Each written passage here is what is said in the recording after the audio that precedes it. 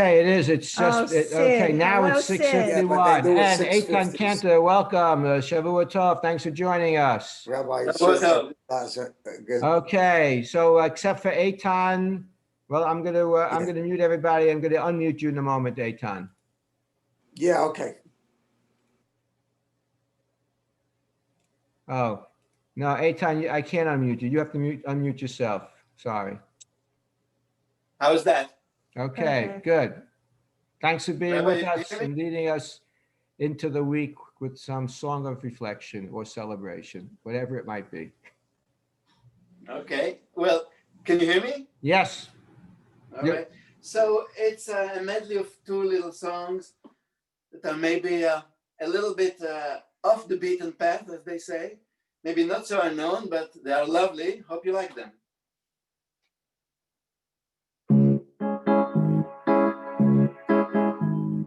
על שלושה דברים, על שלושה דברים, על שלושה דברים, העולם עומד.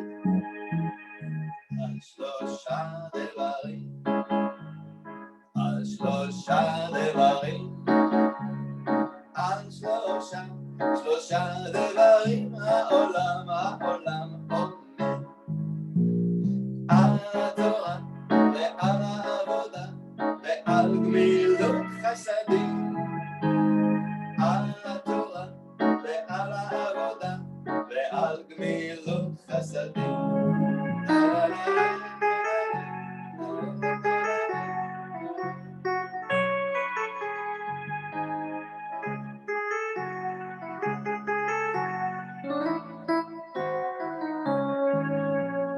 על שלושה דברים, על שלושה דברים, על שלושה דברים, העולם עומד. על שלושה דברים, על שלושה דברים, על שלושה דברים, העולם עומד. אוי, על התורה ועל העבודה ועל גמילות חסדים. על התורה ועל העבודה ועל גמילות חסדים. אוי, על התורה ועל העבודה ועל גמילות חסדים.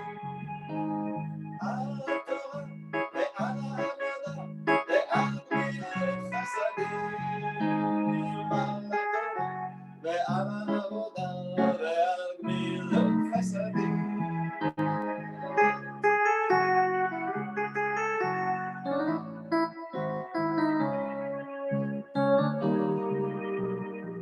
והנת ימים אותו קראתה, זכר למעשה בראשית. והנת ימים אותו קראתה, זכר למעשה בראשית. והנת ימים אותו קראתה, זכר למעשה בראשית. והנת ימים אותו קראתה, זכר למעשה בראשית. והנת ימים אותו קראת,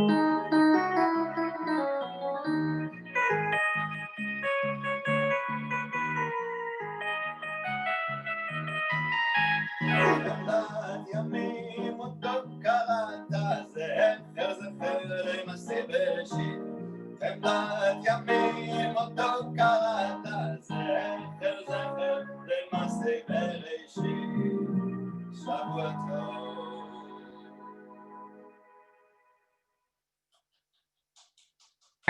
Thank you, Eitan. You set a good agenda for us by the songs. Give us good ideas of what to be occupied with this week. Okay. Havdalah.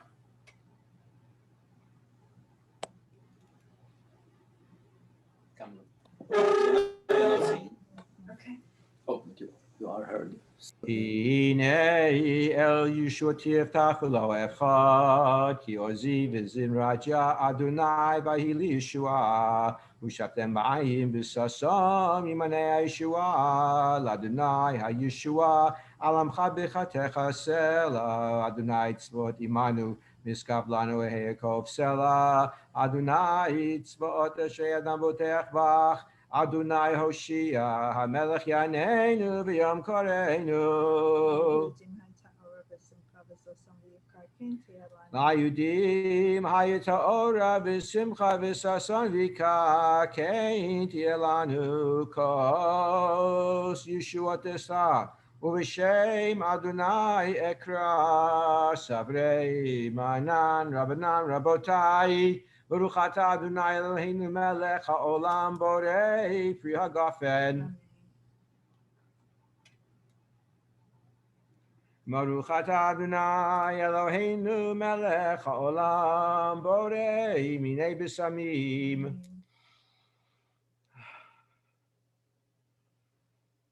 Baruch atah Adonai Eloheinu melech haolam borei morei ha'esh. Baruch atah Adonai Eloheinu melech haolam hamavdir ben kodesh lecho ben or lechoshech ben Yisrael la'amim ben yom hashvi l'sheshet yimei hamaseh Baruch atah Adonai hamavdir ben kodesh lecho. Amen.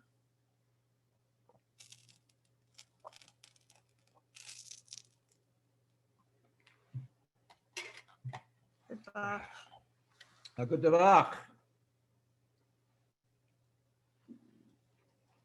Just hooking in here.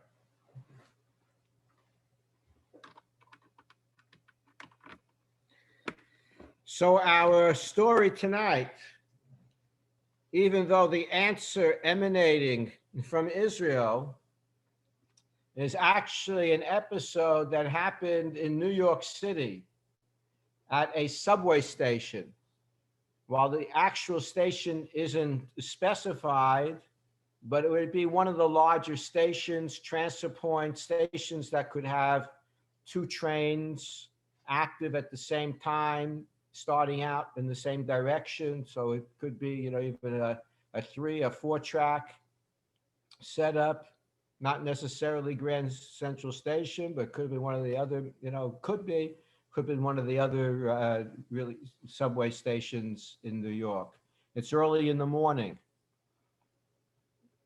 7:15, 7:30. Among the people waiting on the track, there's one train that's pulled in already and is accepting passengers, not ready to depart. And there's another train that is due in any minute and will also be departing shortly afterwards.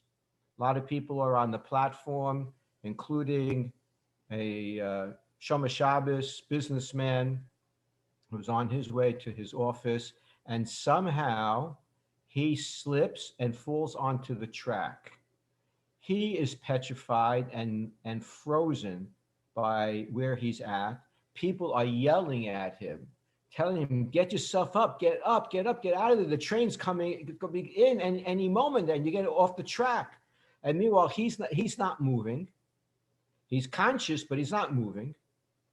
And the people are shouting, and no one's really willing to jump onto the track because the train is expected in any moment, and they don't know if they can get out if they get in. So legitimate hesitation. And there's also the possibility of being electrocuted if you touch the track in the wrong place.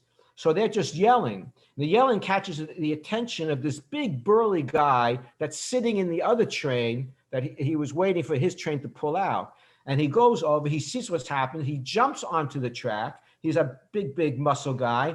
He lifts the fellow fell in. He lifts him up, puts him on the track, scoots himself back up, and he goes back into his train, sits down, relaxed, looking out the other side of the window. Meanwhile, there is a whole turmoil going on with, first of all, the fellow who fell on the track is not the only one that is experiencing trauma. Some other people are experiencing trauma. They already a call was sent out for emergency medical services to show up. So they show up, and the press got word. So people from the press are starting to show up, and there's a lot of chatter going on. And the press are starting to set their cameras up. And meanwhile, the hero of the day is not around. The hero of the day is sitting in his seat in that other train. And one person seeks him out. He says, Mister, he says, do you know what you've just done? You just saved somebody's life. Then the guy is silent. He says, that's like, unbelievable. Unbelievable what you did. You are the hero of the day. And he's still kind of quiet. He says, don't you want to go out and take your credit? They're sending up the TV cameras right now. Go out, identify yourself. Get some glory for what you did. It's amazing. And this big guy says to him, look, man, I didn't do anything so great. I got to get to work. I'm a dishwasher. The restaurant I work in had a big party last night. I'm supposed to be there at 8 o'clock in the morning. And I have 5 hours or more of work for me. And they're expecting me. And I got to be there. I know what happened. God forbid somebody gets killed on these tracks. They close the whole station down. I'm not going to get out of here. So I get paid $10 an hour. And I can't afford to lose $50. Who's going to pay me that $50? So that's it, Somehow, I guess somebody got this guy's name. Meanwhile, after the fellow who was on the tracks calms down, he asks, he asked about the guy who saved him. He remembers what he looked like. He didn't ask for his name as he was picking him up and putting him on the platform. But he does have a name and some type of contact information, not specified. But this fellow, after he hears the story from this other guy that went on the train, says, "You're not going to believe this, man, mister. I got to tell you, I just had the conversation with your rescue. I got to tell you what he told me." So he tells him over the question. And when the guy settles down at some point, he submits his question to Rabbi Silverstein. And his question is as follows. He says, is that when that guy lifted me up, at the moment that he lifted me up, I made up my mind that I would give him a very nice reward for saving my life. But now I find out he had no intention of saving my life. I was just convenient. I was in his way. I was blocking him from getting to work. So since his intention, his motivation was not really to save a life, just to make sure he got to work, am I still obligated to fulfill my mental resolve? As a Jew, even when we just think something, let alone when we say something and make a verbal commitment, we're supposed to fulfill it. But even when we think about doing something good, we're supposed to fulfill that commitment as well. So Rabbi Silverstein, interesting, his question is very much related to our parsha. Rabbi Silverstein reminds us in his answer that when the daughters of Yitro came home, remember the story, Moshe flees Egypt because the Pharaoh has placed a price tag on his head for killing an Egyptian taskmaster who was beating a Jew harshly and would have killed him if Moshe didn't intervene. And Moshe makes his way to Midian, and when he gets to the well, which is a good place to go if you're looking for a job, you're looking for a good deal and bed and breakfast place, whatever it might be, you get a lot of information at the city well, and he sees that these women are being hassled by the male shepherds, mostly male shepherds, and they're hassling these women. And Moshe goes and comes to their rescue. He, kicks away the male shepherds who were trying to kick the girls out of their turn, and they had started their task, and they were being hassled. And so much of a difference did it make that Yisro asked his daughters when they got home, "How come you're home so early today? Usually it takes a long time for you to get back, and with all the hassles that you have to deal with, etc." So they say to him, "Ish Mitzri hitzilanu miyad haroim," an Egyptian man saved us from the other shepherds. So why did they call him an Egyptian man? So the plain meaning would be, look, Moshe was Egyptian royalty. He was dressed like an Egyptian, and he showed up in his Egyptian clothes, and that's the way he was. So he looked like an Egyptian, and that's what they called him. But the Medrash says, no, that it's deeper.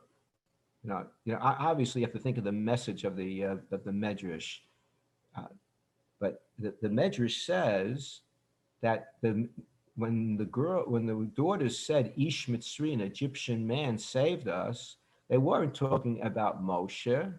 They were talking about the taskmaster that Moshe killed. Because had the taskmaster not been beating a Jew mercifully and then endangering his life, then Moshe wouldn't have struck the Egyptian. And had Moshe not struck the Egyptian, he wouldn't be a fugitive.